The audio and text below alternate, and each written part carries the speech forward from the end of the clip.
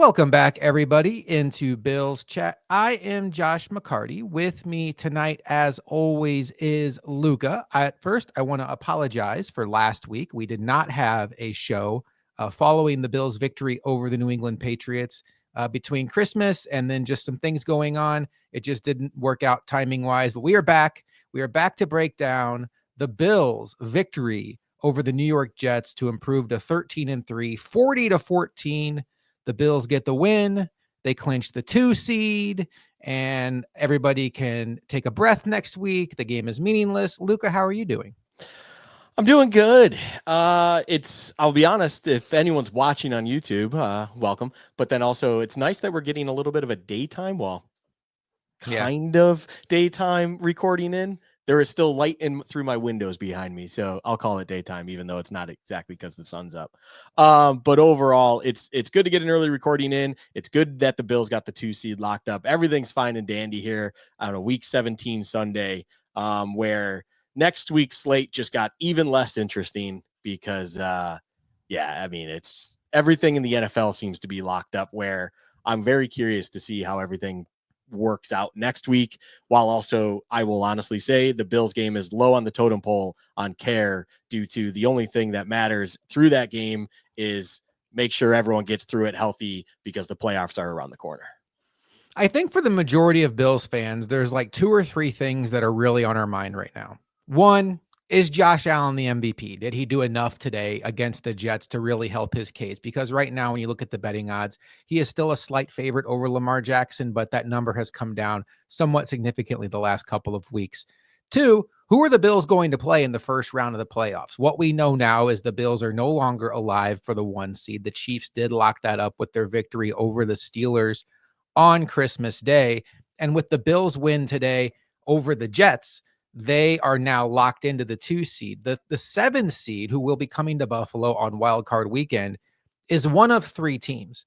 It's the Denver Broncos, it's the Miami Dolphins, and it's the Cincinnati Bengals. The Indianapolis Colts were eliminated from the mix today with their mind-boggling loss to the Giants, where Drew Lock just apparently decided to. I'm sure there's somebody out there, Luka, in a fantasy league where just maybe they had Jalen Hurts and then just were arrogant enough to never carry a quarterback, and it was a deep league, and they had to start Drew Lock today. And can you imagine being that opponent? But the Colts, to me, were always one of those teams that would have been an ideal opponent for the Bills. They already thrashed the Colts earlier in the year, I think. The Dolphins and the Bengals present some challenges. Obviously, it's a division game. So right now, I think that's where Bills fans' minds are at, Luka, is what's going on with the MVP award? Who's coming here week 1 of the playoffs? And then obviously, what is McDermott going to do with the starters next week? I think you and I touched on it even a little bit before we started. I would expect Josh Allen to start to extend his starting streak, but I would expect that he does not play very, very long at all. And every snap that Josh Allen's out there, the primary offensive lineman will be out there. And then once he's done, they should be done. And it should be all eyes on the playoffs. Where's your head at right now, Luka? Is it about this game in particular? Is it about the bigger picture? Where's your mind at right now? There's a little bit about it with this game. I will say, I said it right before we started recording. This might single-handedly be the most forgettable game to me of the season. And I only mean that where we're sitting down as close to the end of game as we ever have with a podcast. And yet I can honestly say, I don't remember too much about it.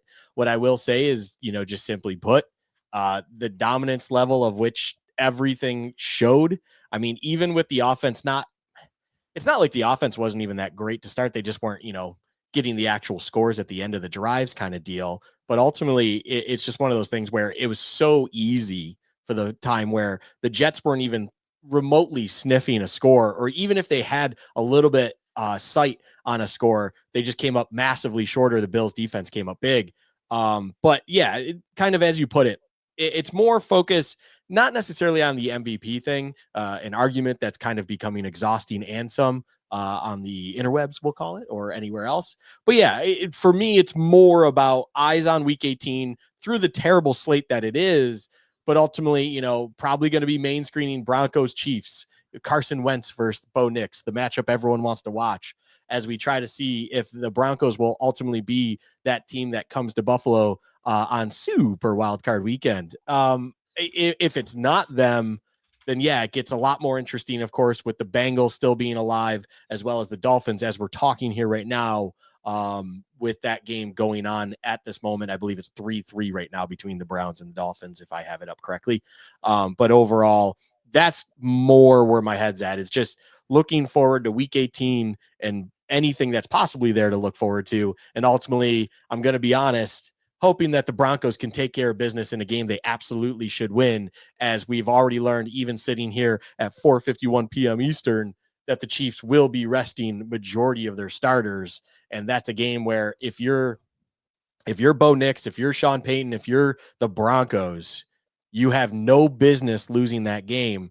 Just like in that game against the Bengals, I'll be honest, once you had the ball twice in overtime and you were incapable of doing anything with it, that's a game that you can ultimately feel like you should have probably had a result in, as your defense kept coming up with timely stops or doing whatever it needed to do, as well as have a little bit of luck with, a missed field goal here or there. But it's going to be an interesting week 18 to see who the hell ends up in Orchard Park for the Super Wildcard Weekend. So week 18, if you look at a week 18 schedule, you'll notice there are no dates or times submitted yet for these games. There are 2 games that are going to stand alone on Saturday. And then obviously we have to figure out what game is going to get flexed into Sunday night. I would say this. Right now it is 0-0. If the Minnesota Vikings beat the Green Bay Packers, then I think you can lock in the Sunday night game is going to be the Minnesota Vikings and the Detroit Lions, all for the NFC North Championship, with the loser being the 5 seed. From there, as my son has entered the room, I think that the Steelers-Bengals game will absolutely be a standalone game on Saturday. There's a couple of reasons for that. You do not want that game running parallel with the Ravens going against the Browns and their quarterback, who can barely complete a forward pass right now. Because if the Ravens get that game out of hand, the Steelers will lose motivation to try hard in that game. The Steelers, for that game to matter to them, need the possibility of a Ravens loss, and then they could still win the AFC North. So I think that the Steelers and Bengals will play on Saturday. The tricky one, though, is do you also put Chiefs Broncos on Saturday? And which one goes first? Because if Steelers and Bengals goes first, and the Steelers were to beat the Bengals, all of a sudden the Broncos don't have a ton to play for unless Miami is still alive on Sunday. So those are the moving parts the league has to figure out. You don't want to be in a scenario where you put a game in a standalone time slot and you have a team or 2 teams that don't know what they're playing for. Luka, while I handle what's going on in this room right now, why don't you break down the 3 teams that are at risk of playing the Bills in Wild Card Weekend, and kind of rank them for me, and who you would like to see come here and who you'd least like to see come here? And do you fear any of them? Yeah, when it comes to the actual time slot and everything that it comes to, it really does feel like as long as Miami wins this game, if Miami's alive, it feels like a situation where you see Miami and the Jets as one of those standalone games on Saturday in my eyes, as well as then the Bengals and Bengals and Steelers. Why did I say Browns? Probably because I'm looking at them. Bengals Steelers as the other standalone, because they have to win in order to even have a chance, and you want to just kind of sit it there where then pressures on the Broncos. You don't want those all at the same, or you can have them all at the same time. But when you have those standalone games, of course, you want games that have some sort of matter to them. They need to mean something. And ultimately that feels like where those 2 games, that's what the NFL would like to see, I would imagine. So you would see those 2 games in those slots and allow people to watch them with something on the line, as well as then, like you said, if the Steelers are involved as well, the Steelers have a shot where if they win that game, then ultimately they still have a shot at the division, where then it gives the Ravens time to dictate things and do whatever, while also, it's going to be an interesting balance. Let's just put it that way. So from there, to break down the teams, you have the Dolphins, you have the Bengals, and then of course you have the Broncos. Ultimately, what I think, if you're a Bills fan, your wish list, you should want the Broncos to be coming to town. The Broncos, to me, are that team that ultimately I just don't see a path for them being better than the Bills unless the Bills just hand them the game. That is ultimately the only way a Sean Payton, Bo Nix Broncos team comes into Buffalo and gets a win on Super Wildcard Weekend. outside of that, the Bengals and the Dolphins have an interesting dynamic. I would say next up would be the Dolphins. You have the Dolphins number, even if they are a divisional foe where they are very familiar with you, you own them. And on top of it all, they're not at their healthiest at the moment. It feels like you would have a good opportunity, if not great opportunity, against them to take care of business. The one team where I don't put them in the fear category, but ultimately it's the most worrisome is the Bengals. What's weird about the Bengals, though, is it's a story of two things, and it's been for the Bengals the entire season. On one hand, you have this terrible defense, a bottom 5 defense in the league that doesn't know what the heck they're doing. They can't stop a nosebleed. They're awful. They somehow have a guy who's in top of sacks, and yet most yards allowed and things of that nature, where they just don't know what they're doing defensively as a unit, and they just allow points at will, it seems like, against a lot of teams around the league. But if it wasn't for the fact that that defense was so bad, you do on the other side have that offense where Joe Burrow, if you gave Joe Burrow the record of the Bills, Lamar wouldn't be in the MVP conversation because it would be a runaway for Joe Burrow. That is what's going on. Joe Burrow, if you took away records from all teams, in my eyes, Joe Burrow would probably be the betting favorite right now. He's playing very well. It's all on his shoulders, and he's excelling on top of also having a dominant season of Jamar Chase, and Jamar Chase doing his things. And oh, by the way, T. Higgins is still there to give you walk-off touchdowns when you need it, or big-time catches up the sideline. Don't forget about him. The Bengals can outscore anyone. So with that in mind, when you look at the Bills, you don't want another situation like you had in the Rams game. You don't want to go up against another team that really can kind of win in a shootout against you and really put the pressure on you because they're able to score at will against you. And the Bengals are an offense that absolutely can do that with anyone. So it's a worrisome matchup in my eyes. It's not fear. I think the Bills ultimately should be able to take care of business. I would say that the matchup would ultimately lean on the defenses to need to take over because both offenses are very, very, very good. And ultimately, I would say the Bills are a definite step up, if not multiple step up on defense compared to the Bengals, where it's like you shouldn't be losing that game in your house, everything involved. But the wish list is definitely Denver first, Miami second, and then it's definitely for sure the Bengals third when it comes to who I want coming to Orchard Park in a couple of weeks to play a wild card game. That's how it goes. Ultimately, though, how then we get to watch those games come week 18, like I said, Josh, honestly, I could see it where as long as the Dolphins win, you're going to have the Dolphins game as well as then the Bengals game on Saturday. That feels like an NFL dream where teams that have to win to even have a chance go into that, to then create the need for a team on then Sunday to do their thing. And then also, if the Steelers were to win, it puts just a little bit of pressure, if I recall correctly, on the Ravens to still have to take care of business, because I do think that the Steelers can still win the division if memory serves me right. So ultimately, that kind of feels like that's where it is.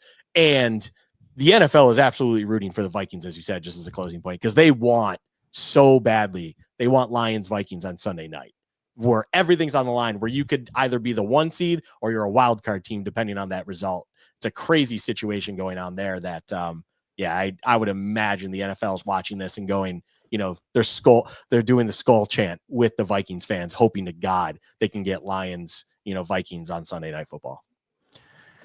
I agree with your order. I also agree with, I feel like your tiers.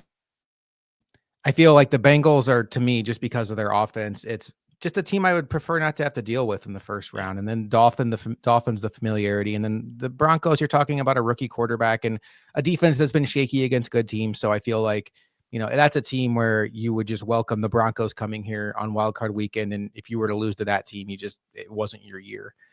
All right. Well, let's talk about the game that did take place today. The Bills 40-14 victory. I felt like this was a very much needed result for the defense, because the 14 points that came against the Bills were all in the fourth quarter, with Tyrod Taylor in the game, by the way.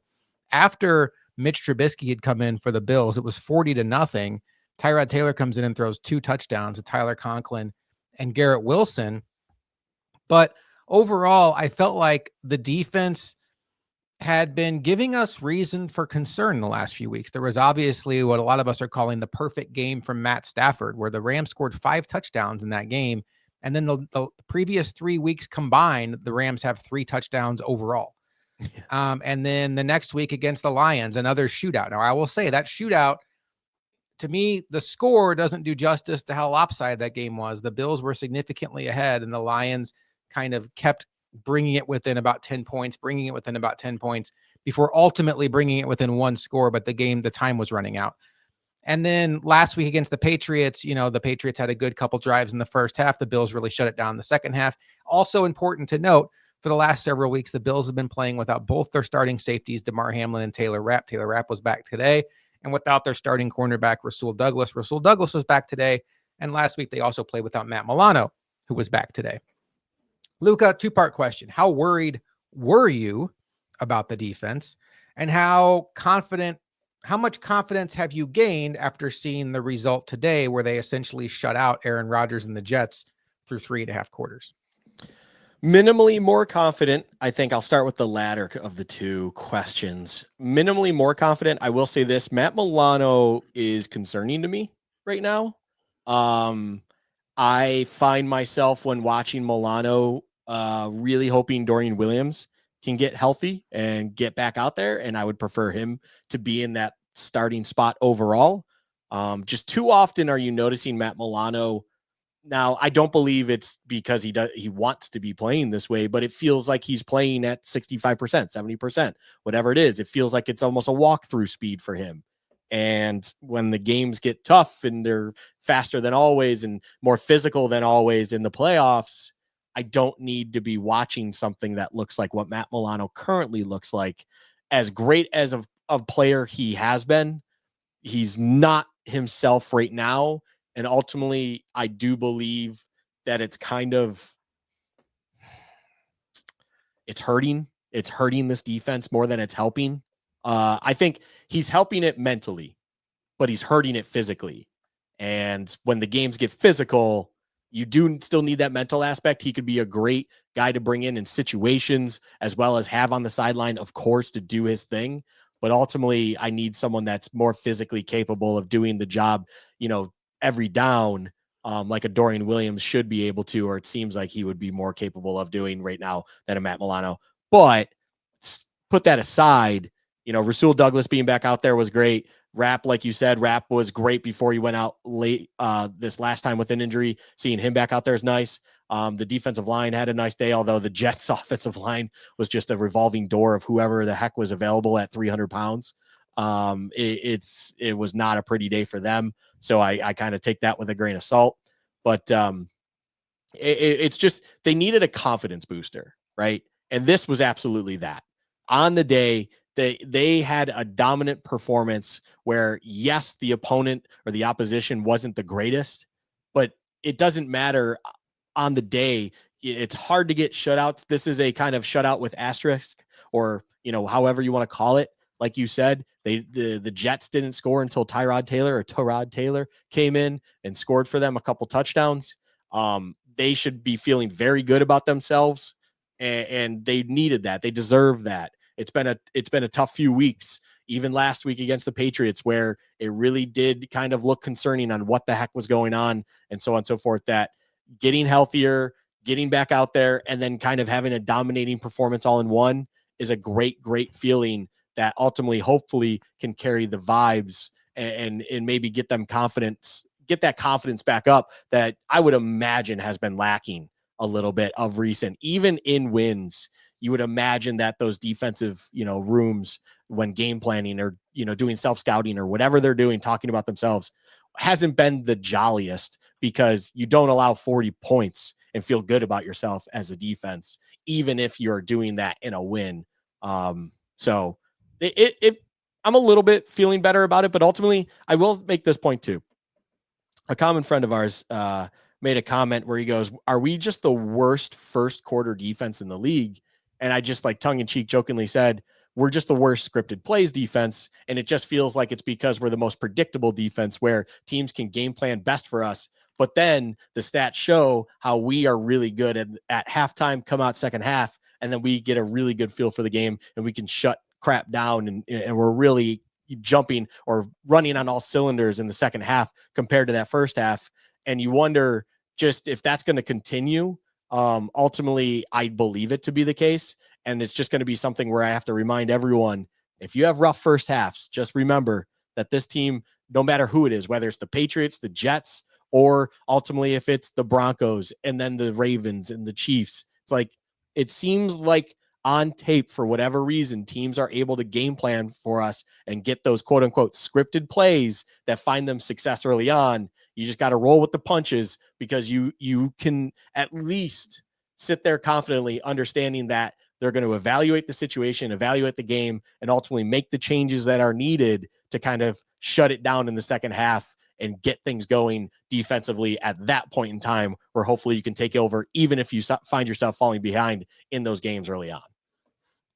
Yeah, I'm not like thinking this defense is horrendous. I know the last few weeks has been less than inspiring. I do think that the Bills are going to have to win if they win this championship on their offense, and the defense is going to have to be a role player in this. They have guys on that side of the ball who are capable of making plays, but it's hard for me to envision maybe more than one game where the defense just plays lights out and the Bills build their entire game plan around their defense. But I do think that this Jets team was ready-made for the Bills.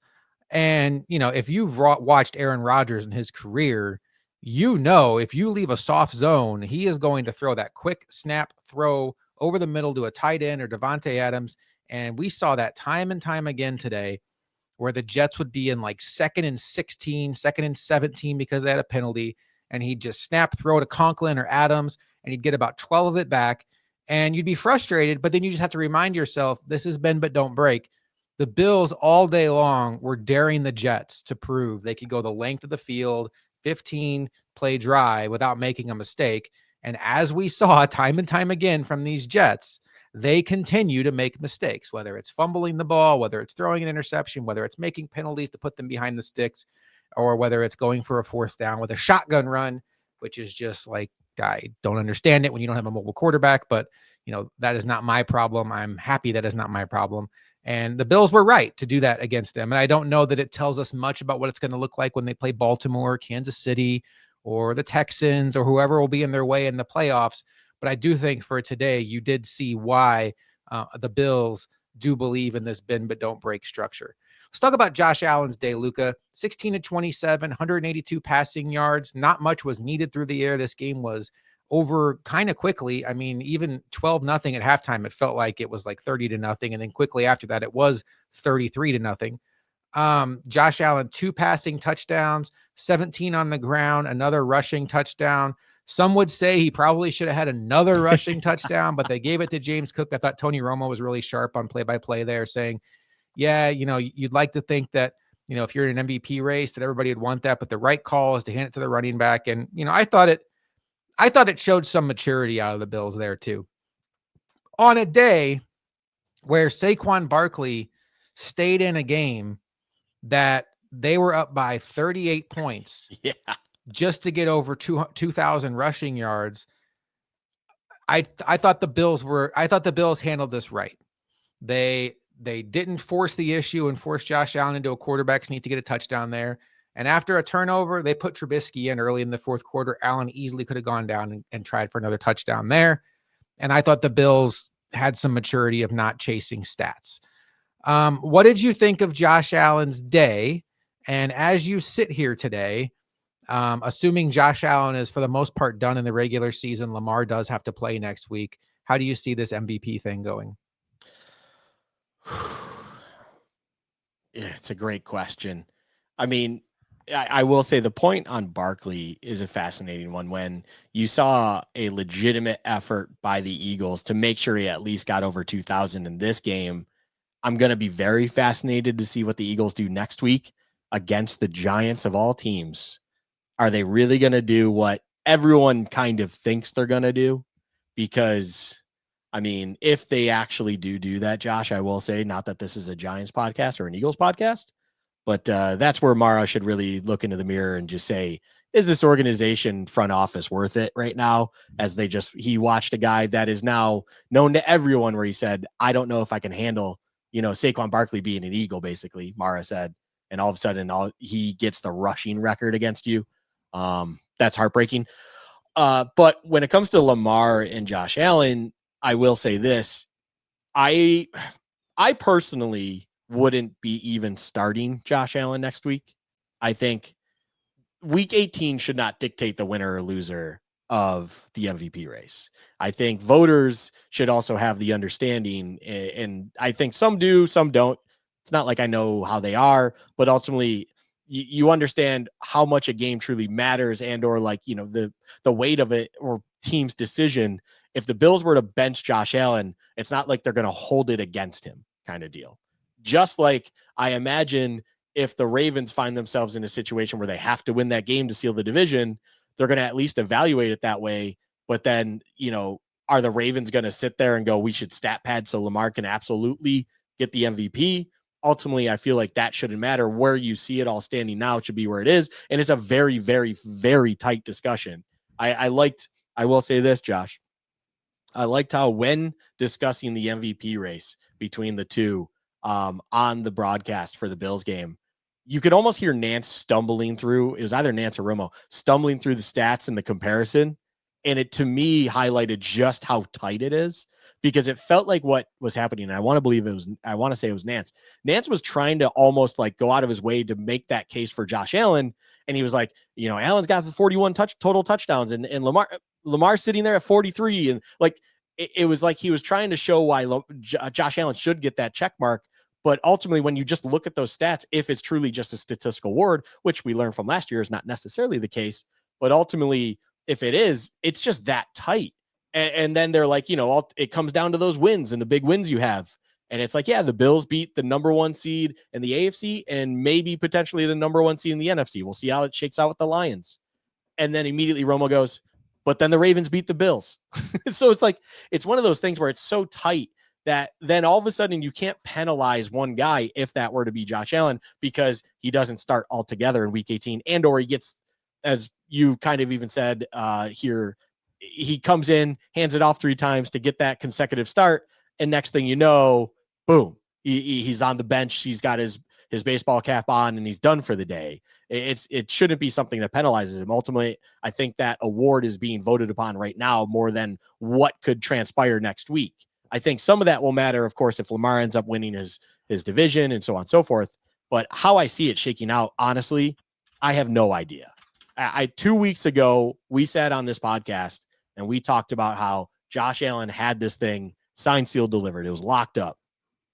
And then we saw not necessarily a bad performance, but not a great one out of him. And Lamar keeps doing what he's doing. And he also kind of, he got through his nemesis. He gets a very nice win against the Steelers, a team he has historically struggled against, and a key game that ultimately could see them eventually win the division, as we're talking here. That it's a fun race. You heard it on the CBS pregame. Sorry about that. We had some technical issues in the middle of Luka's MVP point. But to piggyback on what you were saying, Luka, I feel like this is one of those years where it reminds me of 2003, where Steve McNair and Peyton Manning both won the MVP, and it was a co-MVP. And that to me is a worst case scenario, because that is just going to be an off season of Ravens and Bills fans arguing. But in that year, Peyton Manning had significantly better stats. It wasn't even close, but the thought was that what Steve McNair meant to his team trumped that of Peyton Manning. I do think there's a little bit of that going on now, because when you look at like the football card stats that we all grew up worshiping, yards, touchdowns, rushing yards, rushing touchdowns, Lamar is ahead of Josh Allen consistently in those. When you start digging deeper, you look at like the analytics stats, the EPA, that's where Josh Allen really takes off. I think right now, if it's truly down to Josh Allen versus Lamar Jackson, I think edge will go to Josh Allen, because how these voters think: one, Lamar Jackson already has 2. And a lot of time these voters think about legacy. Do they really want to give Lamar his third, where Josh Allen is a guy that's been at that level and really is ready to win one? It's not the best way to do it. But the other thing is, I know record does matter. Historically, at least recently, the MVP has gone to a quarterback of a 1 or a 2 seed. Several weeks ago, one of the reasons why Josh Allen was such a prohibitive favorite is because the Ravens were tracking to be a wild card team. But now they've gotten back into the conversation and are the favorite to be the 3 seed. So I do think Josh Allen will win this dead heat with Lamar. But the tricky part is, if there's a voter that's having a hard time differentiating the two, now you have this running back that just broke Eric Dickerson's record in this world where we assume he goes for more than 100 next week against the Giants.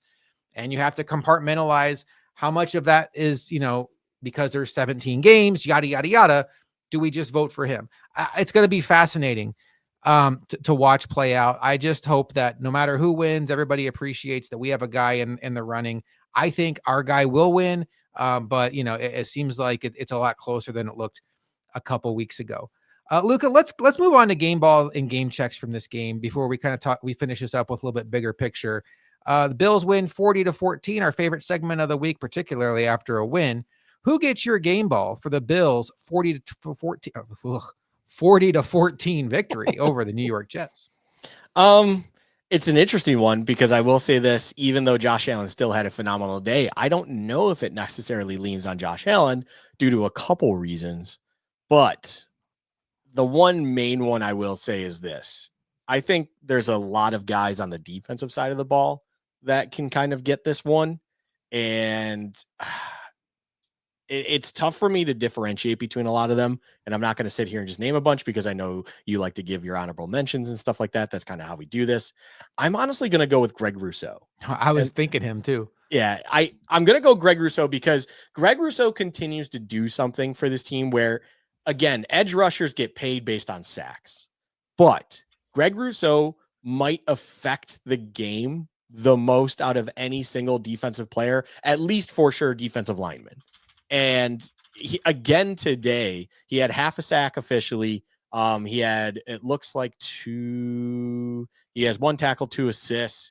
But he had the batted pass that ultimately Jordan Phillips picked off. And I believe he had also one of those, maybe it was the only registered solo tackle, was that key tackle where he just kind of shot the gap and ultimately stopped a run that could have easily gone for the 1 yard needed, stopped it short. And it feels like time and time again, Gregory Rousseau, unlike others on the defensive line that do seem to disappear in big games or disappear for lengths of time, I think Greg Rousseau might disappear when it comes to the sack category, but affecting games is not that. And he once again showed up and was a key factor in the reason that this defense was as great as it was today and was affecting everything. And I thought it was awesome to hear just a little tidbit.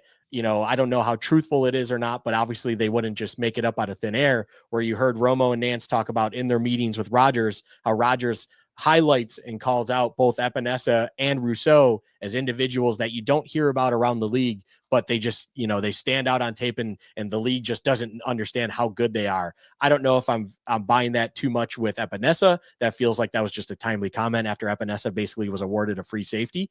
But ultimately, I do think that stands with some merit a little bit more with Rousseau, who even as Bills fans, we see can affect the game time and time again from his edge position in more ways than just simply getting to the passer and getting sacks. He does a lot for this defense, and it showed for me today where I believe he is the game ball recipient.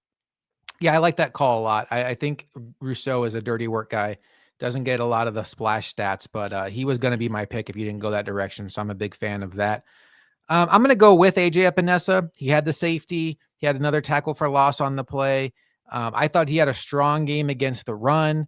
And, there's a couple other guys mixed in there. I thought both tackles played really well. I thought Christian Benford and Rasul Douglas played really well on a day where you hold Aaron Rodgers to 112 yards and 2 interceptions. I thought that the cornerbacks played tremendous. Overall, I thought it was just a strong performance overall from the team. And then Codrington, with one of the more athletic kick returns you will see. I was glad he didn't break it because I have Josh Allen in fantasy and I wanted Josh Allen to get those points. Anyway, Luka, Who gets your game check award? I love the Codrington shout out, even though he let another Moss touchdown happen on him. He's had Ben Moss twice for a touchdown That's on the not going to season. work in the playoffs, Luka. We got to figure something out for that. Luckily, that's not his primary job. Game check award, man. It's interesting because this felt like a really true like team kind of game. It had that team feel to it. Jeez. I mean, I guess I could go for. I'm gonna be frank. I'm struggling. I'm gonna go for Matt Milano, and I'm only gonna do that because of what I said earlier. It feels like when I'm watching him, the only thing I'm thinking about is it would be nicer to have Dorian Williams out there right now. Mm-hmm. And that's, and again, it's not entirely on him. He's coming back from 2 major injuries. He's barely played any football of recent. There's a lot going on there, but it's like it's he's doing a walkthrough in live gameplay, and that is not good to me. And that's something is definitely, as I talked about earlier in the episode, I am concerned about. And when the games get tough, so really the fact that even in a game where there was a dominating defensive performance, that I'm looking at that guy and I'm wishing he kind of wasn't there, and he is the normal quote unquote starter for this defense. That's enough for me to kind of just raise up a little bit of a red flag alarm on his play to say that he warrants my game check award this week. I like it. I can live with it. Okay, so I'm going to break a rule. I think as a rule, it should be a rule, and I'm going to break it. I'm going to go with somebody who didn't play today. I'm going to go with Kyer Elam. There you go. He was inactive an hour and a half before the game came out, but I think there's a larger story here. In training camp, we were thinking, man, Kyer Elam's really balling. It seems like maybe it just took him, to that 4th year for that light to really flicker on. And, he can be like the new Dane Jackson plus on this defense, where if you get an injury, you still have a starting caliber corner. We saw the last couple of weeks, that's not the case. Kyer Elam is still very shaky in coverage. And, last week he was inactive in favor of Jamarcus Ingram. Again, inactive today in favor of Jamarcus Ingram. And this is a day where the Bills still, despite getting some guys back, we're down Damar Hamlin. And, it's just disappointing that they're not getting more out of their first round pick from that year. They're getting plenty out of their 6th round pick, Christian Benford. He has been a home run. But I think it's disappointing. The Kyer Elam thing has not gone well. And I think there's a real possibility this team might look to move him this offseason, especially if they're able to keep Rasul Douglas here long term. All right, Luka. Well, next week the Bills have a date with the New England Patriots, which for them is actually a very massive game when it comes to getting the first overall pick, because the Jacksonville Jaguars, the Las Vegas Raiders, and the New York Giants all win today, which puts New England in the driver's seat in the Shador Sanders / Cam Ward / Travis Hunter sweepstakes of the number 1 overall pick. But they can ruin that next week if they go out there and beat the Bills backups, which I project will be the Bills backups. So, I don't know that we're going to really go too hard on, breaking down the Bills Patriots game next week. I think it'll much more be we'll know who the Bills opponent is. It'll be kind of a first look at that, our feeling on the bracket in totality, and going from there. But Luke, any final thoughts before we get out of here? If the Bills wanted to truly play chess, you do everything you can to lose that game. Yeah, that is what I will say. I genuinely mean that. I will say this is not me trying to be tongue in cheek here. You should be understanding that you have nothing to gain from winning and everything to gain from losing that game when it comes to, look, simply put, as you just said, Josh, the Patriots should be trying to lose that game, for one, because the Patriots aren't in the quarterback market, but if people are, it's nice to be sitting there on the number 1 pick or the number 2 pick, because you can most likely trade it for a quote unquote ransom. Mm-hmm. And if you're the Bills, you don't want to just freely hand the Patriots the ability to acquire resources to accelerate the rebuild that is their franchise. Why not make it a little bit more difficult by controlling that situation? And ultimately, darn shucks, Mitch Trubisky and the Bills weren't able to pull it out in Foxborough, and ultimately the Patriots win their final regular season game of 2024, I should say, or 2025 at that point. Anyways, win that game and all of a sudden go from the first or second pick to the, I mean, depending on how results go, Josh, I think they can fall as far as 7. It's something crazy where there's so many teams down there. I want to say it's that far. And if you can make that big of an impact on the draft, if you're the Bills, you should be doing that. And hopefully we will be sitting here, as you said, next week talking about, one, the Bills losing to the Patriots in a meaningless game for the Bills and everything for the Patriots. And then 2, we know who is coming to Orchard Park the following week when we get to enjoy a playoff game as the 2 seed, and the Patriots, as we're talking about here, unfortunately, quote unquote, for them, are drafting, say, 7th overall and lost out on the Travis Hunter or trade for a billion assets sweepstakes.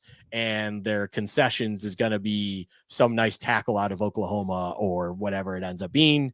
That would be an ultimate win as a Bills fan. So yeah, it'll be a fun week next week, Josh, where the result of the game itself means as little as possible, and everything is about all the other games, where we'll be less of a Bills chat and more of an NFL chat for a bit there, where we break down everything and kind of discuss how does the playoff landscape look and what is going to happen with the Bills. What's the path to hopefully making it to New Orleans for this Bills team after we understand where everyone sits in the AFC and NFC picture for that matter.